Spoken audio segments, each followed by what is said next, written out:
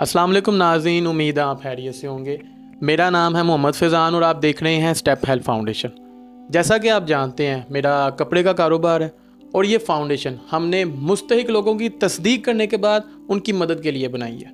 और इसी के चलते आज आप मुझे जिस जगह पर खड़ा देख रहे हैं, इसे घर तो नहीं कहा जा सकता, क्योंकि 2 फुट चौड़ी सीढ़ियों से ऊपर आकर बाएं हाथ होते साथ ही ये छोटा सा स्टोर है जहाँ पर ये फैमिली रहती है।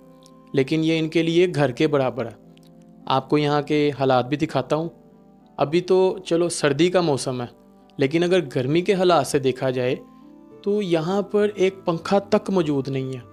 यानी इस घर के जो हालात हैं इतने डाउन हैं। और आप ये छत देख सकते हैं कि इतनी नीची है कि मेरे सर से कुछ इंच के फासले पर है। और जो रोशनी आप देख रहे हैं वो हम अपनी वीडियो बनाने के लिए अपने साथ लेकर आए हैं, क्योंकि ये जो फैमिली है आम रूटीन में 6 वाट के एक छोटे से बल्ब पर ही गुजारा करती है, जिसकी रोशनी बमुश्किल इस कमरे से, इस छोटे से स्टोर से बाहर तक नहीं जा पाती। आखिर इन लोगों की ऐसी क्या मजबूरी है कि नहीं यहाँ पर गुजारा करना पड़ रहा है। चलिए इन्हीं से जानते हैं। क्या हाल है बाजी आपकी? ठीक है, शुक्र है अल्लाह का। बाजी आप इन हालात में भी यहाँ गुजारा कर रही हैं, मैं बड़ा हैरान हूँ। भाई मजबूरी है, खुशी से कौन रहता है ऐसी जगहों पर। ये जगह आपकी अपनी है? नहीं भाई, रेंट पे है। हमारा मकान कराची होता है। कितना किराया इस जगह का? 5,000। 5,000 रुपया? उसमें सिर्फ एक छोटा सा स्टोर और बाथरूम का दरवाज़ा तक नहीं है। अच्छा बाजी, हमें तस्दीक से पता चला है कि आप कुछ महीने पहले यहाँ आई हैं। इससे पहले आप कहाँ रहती थी? जी भाई, आप ठीक कह रहे हैं। मेरी शादी फैसलाबाद हुई थी। मेरे शोहर पेंट का काम करते थे और 3 साल पहले उनको दिल का अटैक हो गया। वो फोत हो गए अटैक के बाद। फिर भाई ससुराल वालों ने मेरा जीना मुश्किल कर दिया था। खाने पीने पर बहुत टोकते थे। मेरी दोनों बेटियों पर हर वक्त गुस्सा करते रहते थे। मुझे लगा कि मैं पागल हो जाऊंगी और मैं अपनी दोनों बेटियों को लेकर लाहौर आ गई। बाजी यहाँ आई किसके पास है आप? किसके आसरे पर फैसलाबाद छोड़ के यहाँ लाहौर आई हैं आप? भाई ये 2 गलियां छोड़ के मेरा भाई रहता है, मैं उसके पास है। अच्छा, तो फिर यहाँ पर आपके घर का सर्कल कैसे चल रहा? भाई यहाँ एक घर लगा हुआ है, वहाँ पर सफाई भी करती हूँ और उनके कपड़े भी धोती हूँ। बाजी एक घर का काम करने से कितने पैसे मिल जाते होंगे? भाई 6,000 रुपया देते हैं। बाजी इससे गुजारा थोड़ी होता। भाई मैं ज़्यादा काम करने की कोशिश करती हूँ, लेकिन मेरे पट्टे कमज़ोर हैं।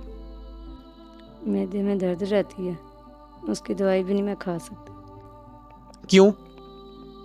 दवाई के पैसे नहीं हैं। बाजी दवाई की बात तो ठीक है, लेकिन 6,000 रुपये में 5,000 तो आपका किराया चल जाता है। फिर थोड़ा सा बिजली गैस वगैरह का बिल होता होगा, बाकी तो आपके पास पैसा ही कोई नहीं बचता।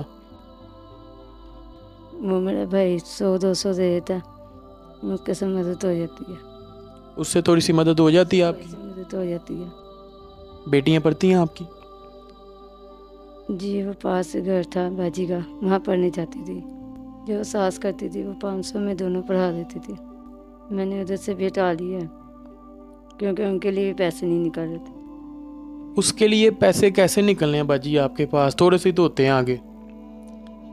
इसीलिए भाई मैंने अपनी बड़ी बेटी का रिश्ता ढूंढना शुरू कर दिया।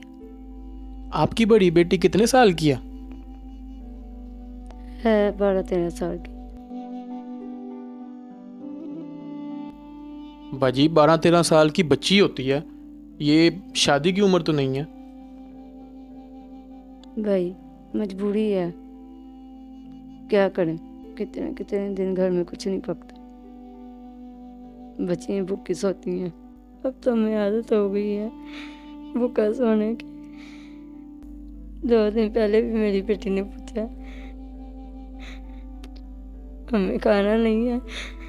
मैंने देखा था ना आटा था ना चावल था, भूखे सो गए हैं। मेरे शोहर जिंदा होते तो मेरी बच्ची को भूखा ना सोना पड़ता।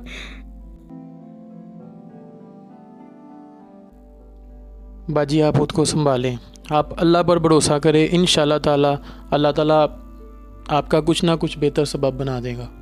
आप हमारी स्टेप हेल्प फाउंडेशन की तरफ से ये 8,000 रखें, ये पकड़ें आप, इससे आप अपना राशन वगैरह कर लेना। बल्कि आप ये 1,000 ये और रख लें आप, ये मेरे पास आए थे। चलें, ये होगा, कुछ दिन आप लोग पेट भर के खाना खा लेंगे। मेरी दुआ है अल्लाह आपको कोई कमी ना होने दे। आपने मेरे बच्चों का सोचा, अल्लाह आप पर राजी हो। नहीं बाजी, ये हमारा फ़र्ज़ था कि मेरी बच्चे भूखे ना सोना पड़े। हमें अच्छे कपड़े और अच्छा घर नहीं चाहिए। कोई अल्लाह का बंदा हमारे लिए महीने का राशन लगा दे, मुझे और कुछ नहीं चाहिए। नाज़रीन, चाहे इनकी ख्वाहिश सिर्फ राशन तक की है, लेकिन अगर आप में से कोई साहिब हैसियत है जो इनके घर का खर्चा उठा सके, इनकी यतीम बच्चियों के सर पर हाथ रख सके, उनका मुस्तकबिल संवार सके, तो हमारे साथ ज़रूर रब्ता करें।